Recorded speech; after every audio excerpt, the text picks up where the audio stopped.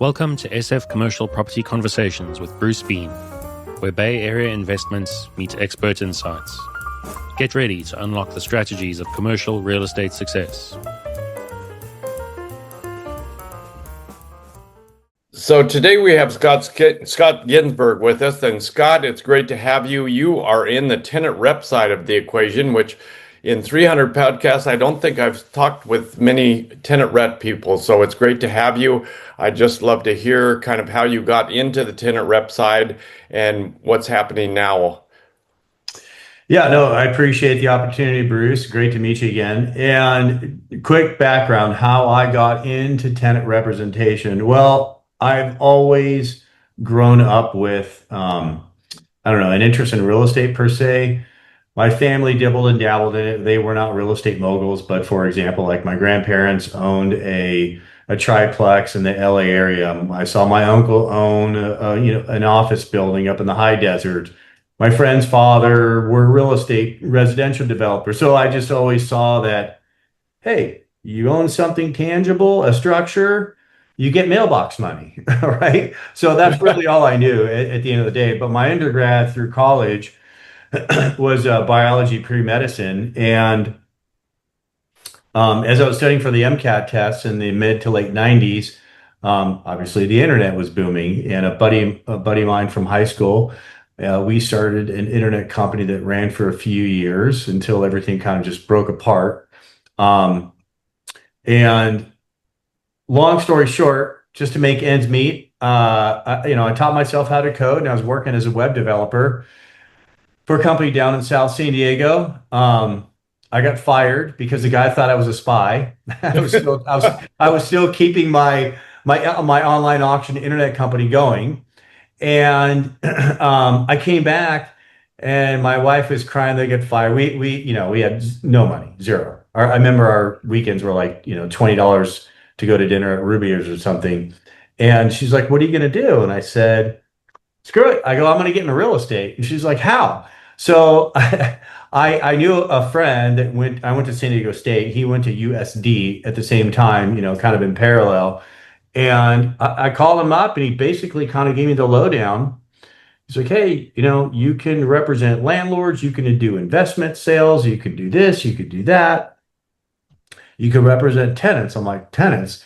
So the reason why that was interesting to me, because when we had this internet company, I was the tenant. I personally had to sign the office lease. I got completely hosed. The company that I worked represented my small company to lease office space, represented not only tenants, they represented landlords. It was a terrible deal. I had to personally guarantee the lease and a lot of other problems. So long story short, it was interesting for me to understand that I could go in and protect the tenant just because I had a personal experience with that.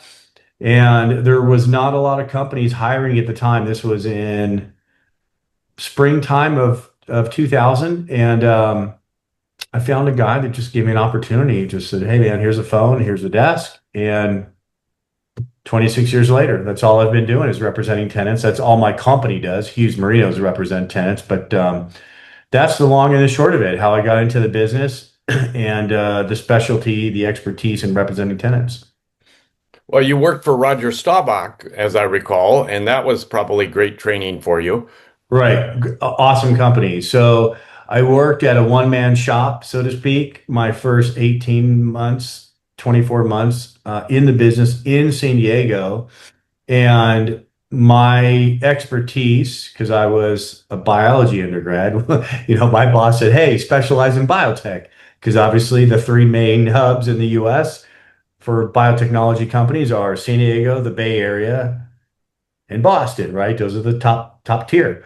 And so that was about half my business. The other half was technology because I'm a diehard tech fan. But long story short, I started getting more sophisticated clientele who needed larger space, more complex space with laboratory infrastructure and/or technology infrastructure. Because at the time, data warehousing, server rooms, IT, connectivity, all that was pretty prominent. Then it died out. Now it's coming back again. But long story short, after about 2 years, the company that I was with, I realized just did not have a bench strength Went back to my buddy who got me in the business. He says, you got to start calling on all these other companies. And he named Rogers' company called the Staubach Company, and they were nationally known to only represent tenants. And so I was fortunate enough to get hired there and became a principal, until the company sold. Oh, oh, ha. All right, well, I guess we're back. We cut. Yeah, it Yeah. dropped you. Well, wow, we came back though. Well, okay, you were up to biotech. Let's see if we can just chop that part out and start over where we were. So go ahead. You were with Roger Staubach. You had learned about tech and biotech. Are you hearing me okay? Yeah, but I don't know where you lost me, so I don't know where to start. Yeah, I lost you, I think, at biotech and Roger Staubach. So, Oh, I think I was saying, over the course of my 18 to 24 months, I was specializing in biotech and technology type of companies to represent. And so my clients became more sophisticated. The space type that they needed became more sophisticated. Laboratory infrastructure, biotechnology laboratory infrastructure, technology infrastructure, because that was kind of the boom of the data, the old data centers, not the AI data centers as we have today. The server rooms. There was no cloud storage back in the late 90s and the 2000s. Everybody had their own server room. So long story short, as my clients became more sophisticated, the small one-man shop that I was with for a couple of years, he had no bench strength.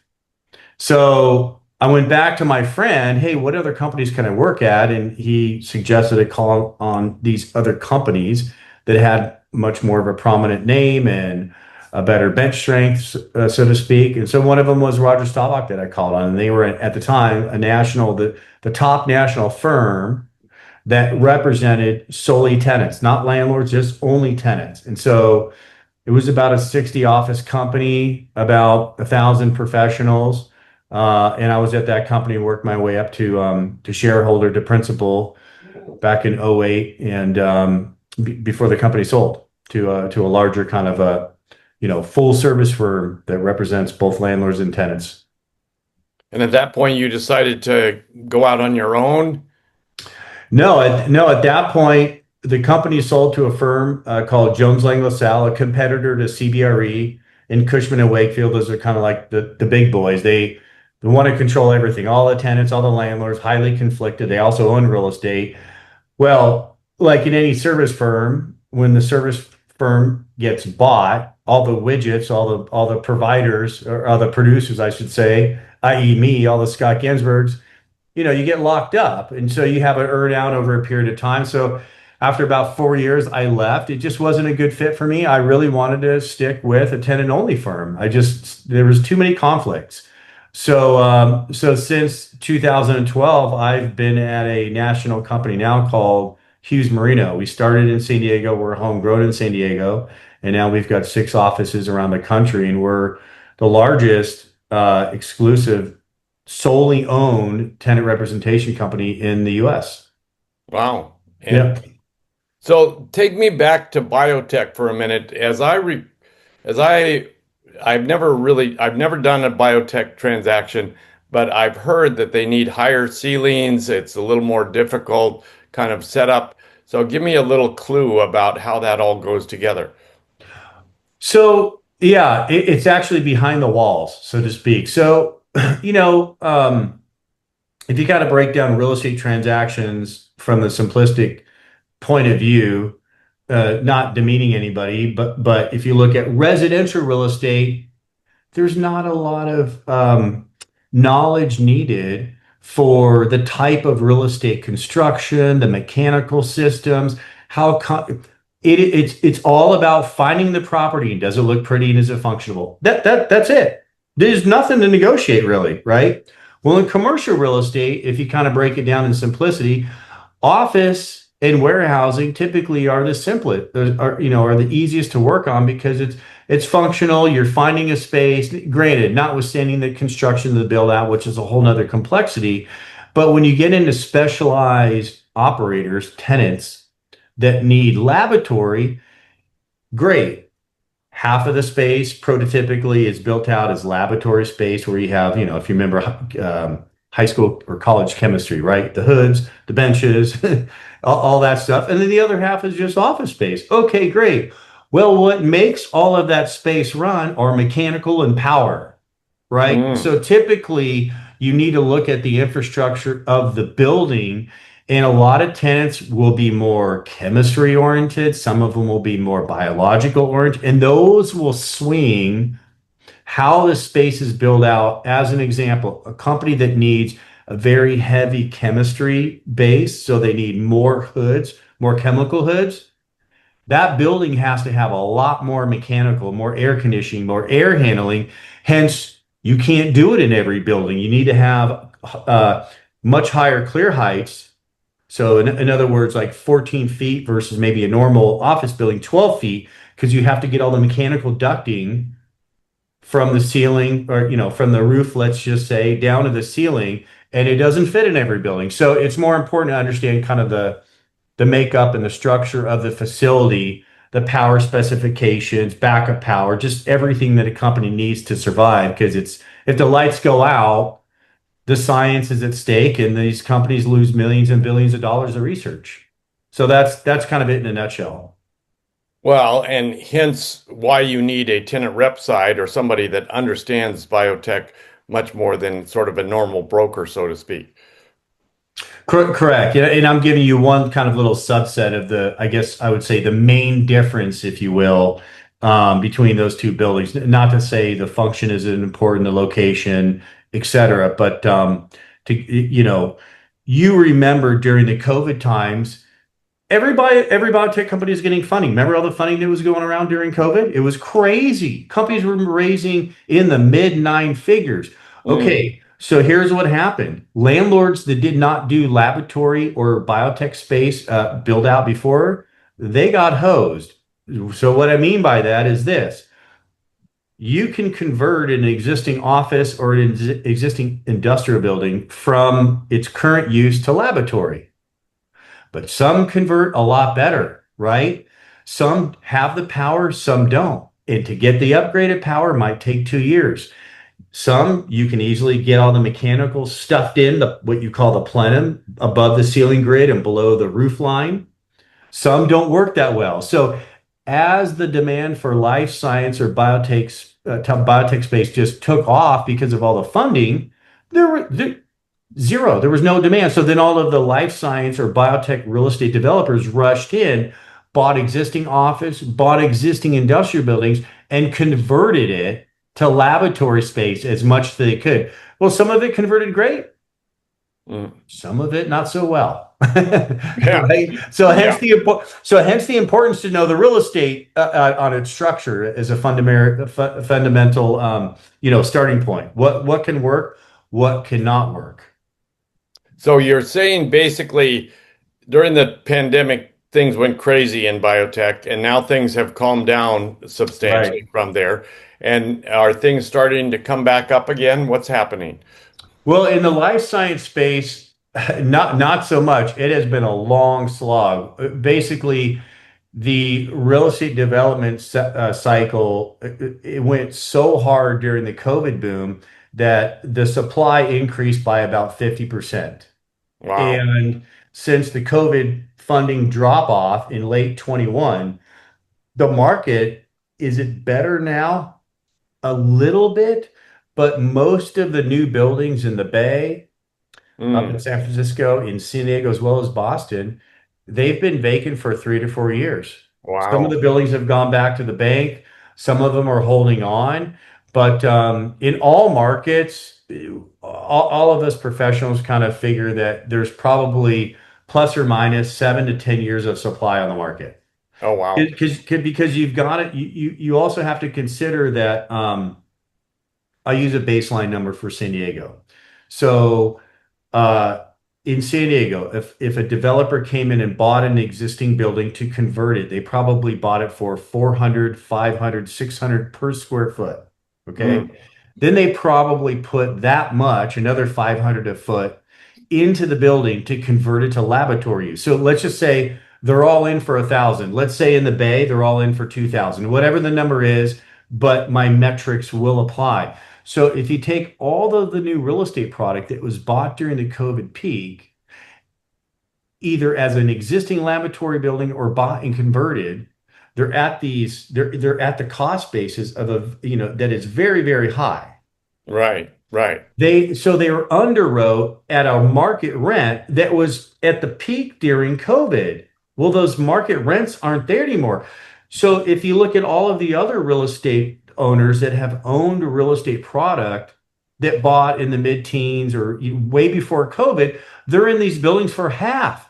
They could still make money and undercut all of the new development. So the guys that are holding this new real estate conversion or even new real estate product, if they bought and built direct, at the end of the day, they're all in a loss leader position because if they're going to go, when they underwrote these buildings, let's say back in 2020, 21, at 1,000 a foot, they have to get a $6 per foot per month rent. Well, rents in today are $4 to $5. Oh, wow. So for them to meet market demand, they have a negative return. So, if you're a landlord that has buildings that were existing and your cost basis is well below that, let's just say for the San Diego market, $1,000 a foot, or San Francisco, 2,000, whatever the number is, or even Boston, it's the same with all the markets that the existing landlords with the cost basis pre-COVID can still afford to do market deals and have a positive return, where the guys that bought during COVID and or converted, they're upside down. Market rents aren't there. Yeah, so all of us are kind of scratching our head. We would have thought more buildings would be going back to the bank by now, but they haven't. A lot of them are holding on.